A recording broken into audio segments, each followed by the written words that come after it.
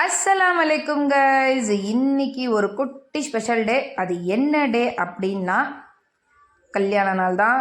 So இந்த ஷாதி பர்பாதியை வந்துட்டு நம்ம கொஞ்சம் ஸ்பெஷலாக செய்வோம். ஏதாவது ஒரு டிஷ் செய்வோம் அப்படின்னு சொல்லிட்டு என்ன டிஷ்ஷு செலக்ட்னா நீங்களே பார்த்து கண்டுபிடிச்சிட்ருப்பீங்க. ஆமாங்க, மட்டன் பிரியாணி தான். ஃபஸ்ட்டு எண்ணெய் ஊற்றி எண்ணெய் சூடானோ லவங்கு பட்டை ஏலக்காய் வெங்காயம் கோல்டன் ஃப்ரை ஆன பிறகு இஞ்சி பூண்டு பேஸ்ட் போட்டு பச்சை வாசனை போகிற வரைக்கும் நல்லா வதக்கி விட்டுட்டு அதுக்கப்புறம் மட்டன் கூட அதுக்கு தேவையான உப்பு போட்டுட்டு தக்காளி பச்சை மிளகாய் கொத்தமல்லி புதினா இது அத்தனையும் போட்டு நல்லா வதக்கி விட்டுட்டு அதுக்கப்புறம் மஞ்சள்தூள் மிளகாய்த்தூள் மல்லித்தூள் கரம் மசாலா இதுக்கு தேவையான தைரியம் போட்டுட்டு நல்லா எண்ணெய் பிரிஞ்சு வர அளவுக்கு வதக்கி விட்டுக்க வேண்டியது தான்.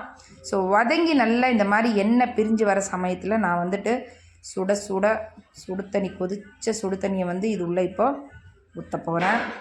ஸோ நல்லா இந்த மாதிரி சுடு தண்ணியை ஊற்றணும்னா பிரியாணி நல்லா கொஞ்சம் டேஸ்ட்டாக வரும்.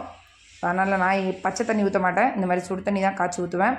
ஸோ அதுக்கப்புறம் அரிசி போட்டுட்டு ஒரு 10 நிமிஷம் அளவுக்கு இதை நல்லா அரிசியும் தண்ணியும் நல்லா சுண்டு வர நேரத்தில் கொஞ்சமாக நெய் போட்டுட்டு ஈக்குவல் லெவல் பண்ணிவிட்டு இதை நான் தம்முக்கு விட்டாச்சு.